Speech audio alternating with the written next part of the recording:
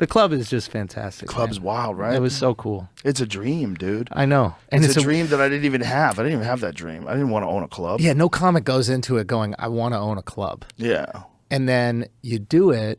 But it was an interesting thing. Like, I had this weird sensation. I said yesterday, but I was just like, I'm like proud of you. But I don't mean that in like a, I don't know, patronizing way. Like, I'm genuinely proud of you. But there's a specific thing, and I was thinking about this last night when I went back about the club. And you kept talking about like this way of like funneling and nurturing talent. You're like, yeah, these are the comics that are going to come up, and we're going to invest in these like local Texas comics, and then they're going to go do these shows around the world or around the country. And we're going to send, what is it? This is the Mothership. The Mothership presents, and it's in all these, you know, comedy clubs around. And I thought of the club, and I did both of the rooms, and the rooms do separate things for comedic growth that is really important. Yeah.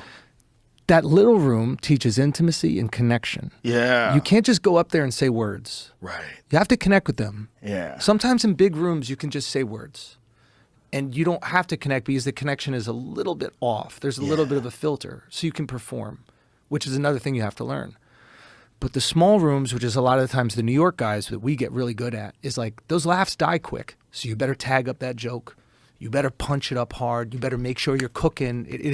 There's like a pace that you can kind of build. Yeah. So the small room, they get to learn how to really fucking put your foot on somebody. You know, another thing that comes out of these rooms on the East Coast is the cold weather. Cold weather makes people impatient. They don't want to hear your bullshit. It's freezing outside. They want to go. Jesus fucking Christ. They get inside. Dude, they don't want to be, you'd be lollygagging. Mark was saying that same shit. He's like, if you even think about like music and like rap in New York, bar. Yes. And in the South, it's melodic and easy and chill and beautiful for both reasons. But I thought about this more, and then I did the big room first, and I'm not gonna be like, I was concerned about the big room. You were concerned. Because you said to me something about the big room. You were like, nah, it was fun, but you said to me, you were like, it's the most honest room. But you're honestly hilarious. Yeah, but so there's no issues. But that word, honest, is usually used when like, let's have an honest conversation. It's never like, you're beautiful. Thing. You know, you know what I mean? Babe, can I be honest with you? You're beautiful. You're gorgeous. Like, you're amazing. That's never, right? So I was like, that's an interesting adjective to use to describe the room. Yeah. And then I went up, and it was awesome.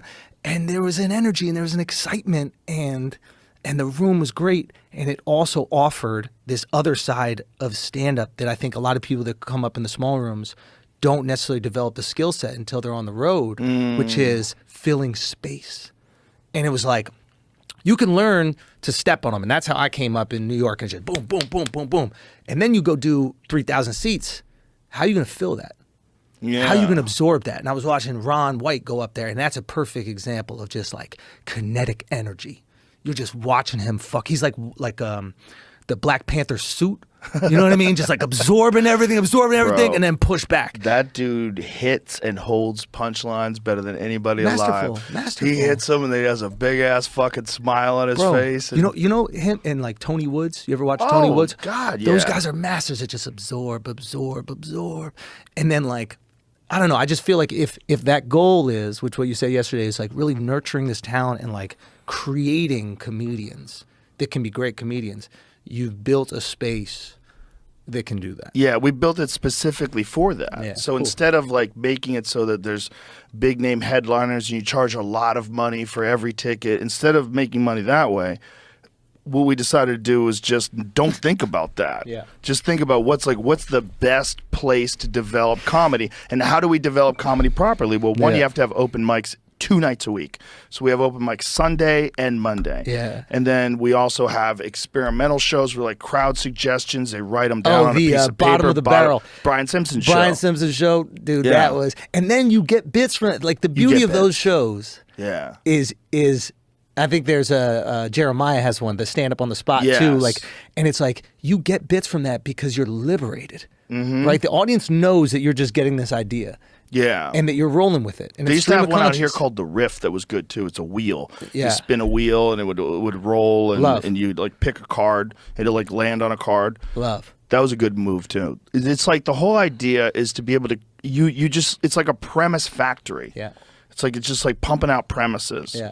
And you never fucking know, man. I've had some bits that became like real good bits that I got out of doing those kind of shows. Yeah, I don't want to say the one we were talking about yesterday, so you could develop. But that's gonna be one.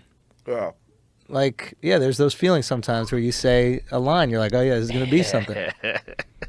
I really want to tell everybody. They'll hear it eventually. Fun. It's a good fucking line. Do you want to give it away? No, give it away. I gotta keep that. But it was just, it was just cool, man. There's an energy. Well, everybody is working towards the right thing. Can you talk about? I think you're gonna fuck the game up with the pay too. Can we talk about Let's that? not talk about that. We don't need to talk about that. People don't need to know what people getting paid. You are a good man and you care about comedians. I'll say that. You won't say it, well, thank you but very I much. will say it for you. And you're going to fuck some people up with this shit.